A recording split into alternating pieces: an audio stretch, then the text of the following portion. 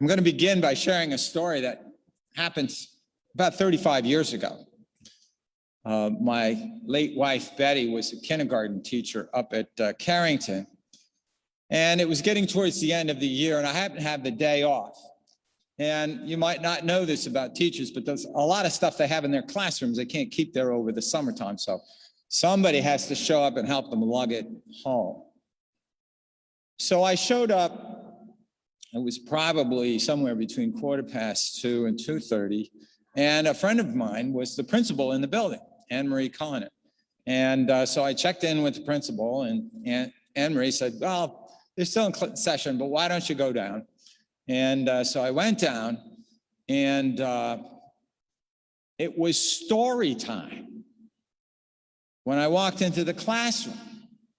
And I don't know if you remember from your kindergarten days, but story time, the teacher is sitting there with the chair, and then there's this big rug, and all the kids are sitting, cross-legged and leaned forward listening to the story that I just walked in on. And without missing a beat, Betty looked up and said, oh, this is Mr. Carroll, boys and girls. And her little heads swiveled around. Good afternoon, Mr. Carroll. And then Betty said, how about if Mr. Carroll comes to sit on the rug and listen to the story? And they all thought that was a great idea. And it was like the Red Sea, all these little bodies made right in the center of that rug, a hole for me to kind of come and sit. I wasn't too good at cross-legged sitting. You get a little older and your hips just don't do that anymore. So I had my arms splayed in back of me for a little support. And then she says, now, can someone tell Mr. Carroll the rule? And the little boy immediately sitting next to me said, no talking or you can't sit on the rug. Now you guys know that no one likes to sit on a rug better than I do, so I gave the sign. I wasn't going to be talking. And then we all sat there while we listened to Grover and Sally, Oscar the Grouch, in the passing of the afternoon in some Sesame Street story. Something very striking occurred to me that day that I don't exactly remember the story, but I won't forget what happened during the story. Here's what happened. My arms were kind of splayed in back of me. And then sometime during the story, I felt like this little head and body coming through the opening between my arm and kind of nestling into me, leaning on to me. And so I took my arm and I put it around the little boy. And then he took my hand and he put it on his tummy. And there we were listening to the story together.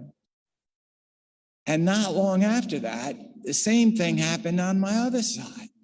There was this another little boy, and he kind of snuggled in there. And the next thing you know, I've got my arms full of little boys, and we're listening to the story. I was to find out later that the guy on this side, he was just sort of a natural-born snuggler. But the boy in my left arm, his dad had left the marriage a couple of weeks, just packed up and moved out, and the little boy hadn't seen him. And so we were, the three of us, listening to the story. Now, I want to tell you that there's a technical term in our gospel today to describe what we were doing, goes back to Greek. It's called maneo. We were abiding. We were abiding. It's two little boys and I as we listened to the story. That's the term. We were abiding. It's a way of saying you're in a place where you are loved, treasured and appreciated. And as long as you're here, nothing bad's going to happen to you. The thing about abiding is that you don't need a bachelor's degree or a master's degree to do it. You just need to be safe to be around. You just need to be the kind of person who's willing to make other people feel treasured.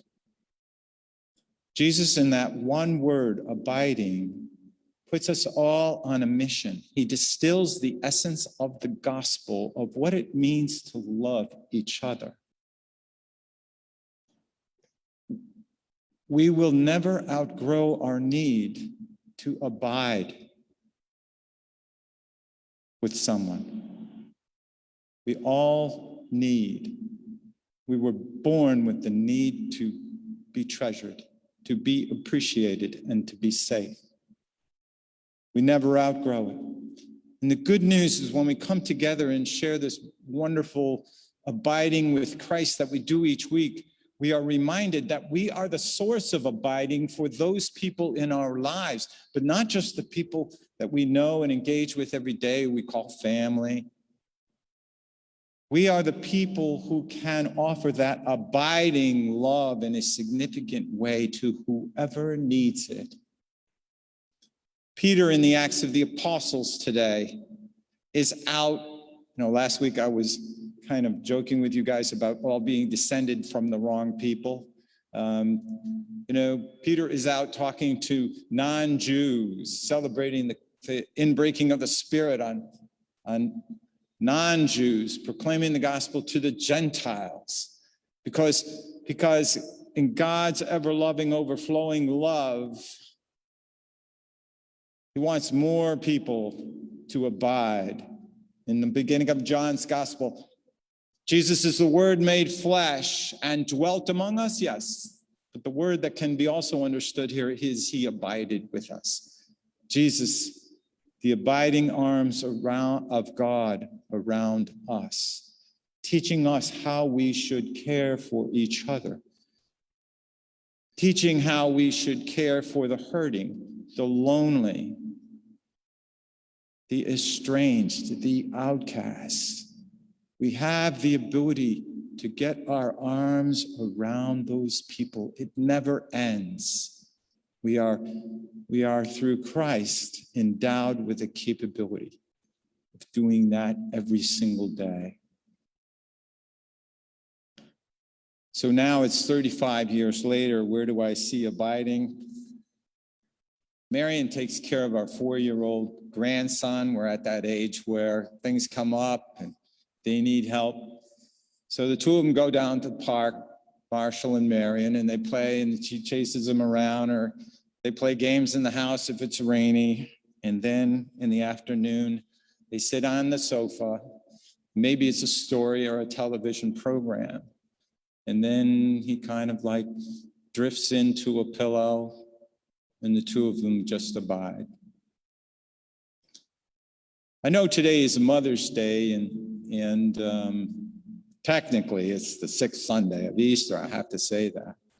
But I think of the great mothers that I have seen, and they all share this common characteristic. They're great abiders. They're great abiders. Their grandkids know it. Their kids know it. And the other characteristic I've seen about the great moms that I know is they themselves had great moms. I know that's not universally true. There are some great moms that had difficult relationships with their own moms, but most of the great moms I know themselves had great moms. So today we celebrate abiding, the abiding love of Jesus Christ, and the abiding love of the people who showed us most abiding love. Certainly the moms in our parish, so many great ones, the great moms in their lives and the moms who raised them. We celebrate that today. And we just keep that in mind. So carry forward be abiders, and no talking or you won't get to stay on a wug. Amen.